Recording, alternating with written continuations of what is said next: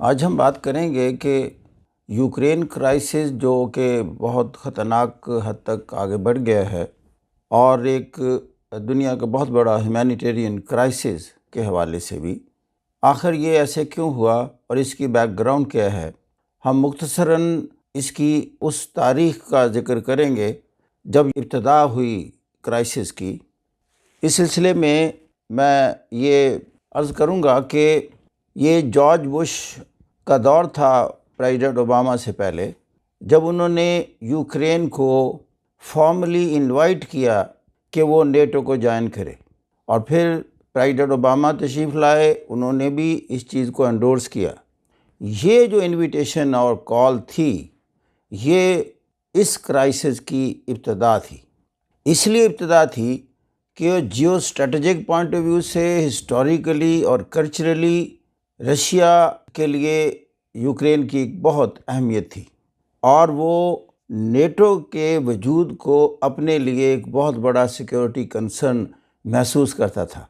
اس وجہ سے جب یہ کال دی گئی، جو کہا گیا، تو آپ کو یہ علم ہوگا کہ جرمنی اور فرانس نے امریکہ کی اس انویٹیشن کو پسند نہیں کیا، اور دوسرے لفظوں میں انہوں نے ویٹو کیا اس کال کو، کیونکہ وہ سمجھتے تھے کہ اس سے مسائل پیدا ہوں گے یورپ میں۔ جب یہ چیز ہوئی تو پھر کوشش کی گئی کہ نیگوشیشن ٹیبل پر اس مسئلے کو حل کیا جائے۔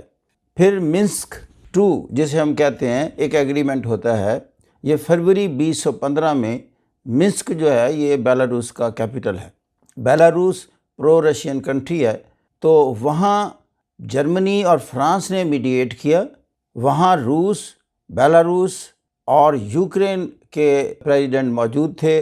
اور جرمنی اور فرانس کے بھی ایگریمنٹ ہوا۔ اس ایگریمنٹ پر بھی اگر عمل ہو جاتا مکمل طور پر، تو یہ پھر بھی کرائسس پیدا نہ ہوتا۔ اب اس ایگریمنٹ میں کہا کیا گیا تھا؟ اس ایگریمنٹ میں کہا گیا تھا کہ یونائٹڈ اسٹیٹس نے جو کال دی ہے یوکرین کو نیٹو میں شامل ہونے کی، وہ کال کو وڈرا کرے، اور جو یوکرین کا سٹیٹس ہے، اس کا سٹیٹس آسٹریا کی طرح ہو، جیسے آسٹریا اس وقت بھی نیٹو کا ممبر نہیں ہے، وہ ایک نیوٹرل پوزیشن میں ہے، تو لہذا یوکرین جو ہے یہ نیوٹرل پوزیشن میں رہے۔ اور آسٹریا ہمیشہ سے ہی، ایون جب یہ وارسا پیکٹ بھی موجود تھا، نیٹو بھی موجود تھا، آسٹریا اس وقت بھی اس نے نیوٹرل رہنا ہی پسند کیا، یعنی کولڈ وار ایرا میں بھی یہ نیوٹرل ہی تھا۔ اور دوسرا اس میں یہ تھا، یوکرین کی فیڈریشن کا حصہ رہے، پرٹیکولرلی وہ ایریاز جو اس کی 2 اسٹیٹس ہیں، یا پروونسز کہہ لیں یا ٹیریٹریز کہہ لیں، ایک لوہنسک اور دوسری ڈونیٹسک، ان کو کلیکٹیولی ہم ڈوباس ریجن کہہ دیتے ہیں۔ اس ریجن کو یوکرین فیڈریشن کا ہی حصہ رکھا جائے۔ یہ وہ رشین سپیکنگ ریجن ہے، اور جو کہ ایسٹرن یوکرین میں ہے، اور اس وقت یہ آلموسٹ اٹانومس ہے، تو اس کو ایک اٹانومی دے کر لیکن یوکرین کے فیڈریشن کا حصہ رکھا جائے۔ ہوا یہ کہ اس پر یوکرین نے مکمل طور پر عمل نہیں کیا، اور امریکہ نے بھی بقول نام چومسکی یوکرین کو پریشرائز نہیں کیا کہ وہ اس کو ایکسیپٹ کرے۔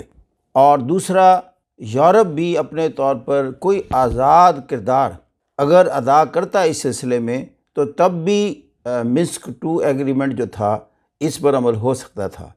اگر ہم تھوڑا اس کے پس منظر میں جائیں، تو آپ جانتے ہیں کہ جب سوویت یونین موجود تھا، اور پھر اس کے بعد اس کی ڈس ممبرمنٹ ہوتی ہے 1991 میں، تو مشرقی جرمنی کو مغربی جرمنی کے ساتھ اکٹھا کرنے کا جب معاملہ پیش آیا، تو اس وقت کے سوویت یونین کے پریزیڈنٹ گورباچوف سے بات ہوئی، ویسٹرن جرمنی کے فارن منسٹر کی، آپ کی مرضی سے ہم مشرقی جرمنی کو مغربی جرمنی میں ضم کر کے ایک جرمنی بنانا چاہتے ہیں، اور پھر نیچرلی وہ نیٹو کا ممبر بھی ہوگا، چونکہ ویسٹ جرمنی آلریڈی ممبر ہے۔ تو گورباچوف نے اس پر ایگری کیا، لیکن ساتھ یہ کنڈیشن لگائی کہ آپ اس کے بعد 1 انچ بھی مشرق کی طرف نیٹو کو ایکسپینڈ نہیں کریں گے، کہ وہ میرا ایک سیکیورٹی کنسرن ہے۔ اور اگین نام چومسکی کے مطابق اس چیز کا انہوں نے وعدہ کیا کہ ہم نیٹو کو 1 انچ بھی مشرق کی طرف یعنی رشیا کی طرف نہیں جانے دیں گے، بلکہ یہاں تک بھی بات ہوئی، یوریشین سیکیورٹی سسٹم کی ایک پروپوزل پیش کی گئی جس میں کوئی بھی ملٹری بلاک ایگزسٹ نہ کرے، کہ لزبن سے لے کر ولاڈیواسٹک تک اس تمام ایریے کو کسی بھی ملٹری الائنس کے انڈر نہ آنے دیا جائے۔ یہاں تک تو باتیں ٹھیک تھیں، لیکن اس کے بعد کیا ہوا کہ NATO started expanding towards east, اور سب سے پہلے بالٹک اسٹیٹ جو ہیں، لٹویا، ایسٹونیا اور لیتھوینیا، یہ جو رشیا سے بارڈرنگ اسٹیٹس ہیں،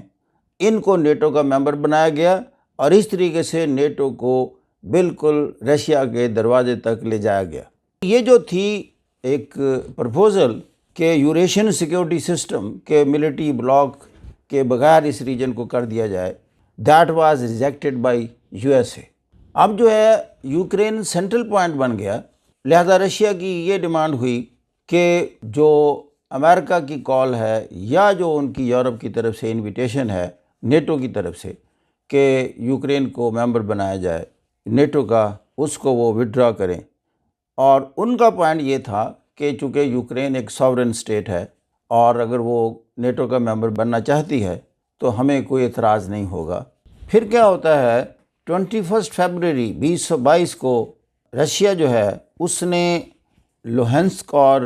ڈونیٹسک جو ریاستیں آلریڈی اٹانومس پوزیشن میں تھیں، ان کو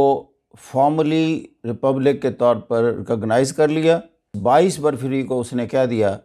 کہ میں منسک 2 ایگریمنٹ کو بھی ختم کرتا ہوں،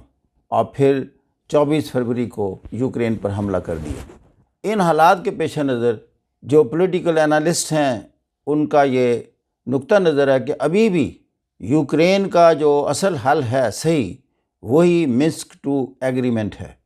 اور اس میں یورپ کو ایک انڈیپینڈنٹ سینٹرل اور without any subordination to U S A ایک رول ادا کرنا چاہیے، اور یہی سجیشن نوم چومسکی جو کہ ریਨਾؤنڈ امریکن اسکالر ہیں، پولیٹیکل انالسٹ ہیں، یہی سجیشن ان کی ہے۔ Thank you very much, God bless you.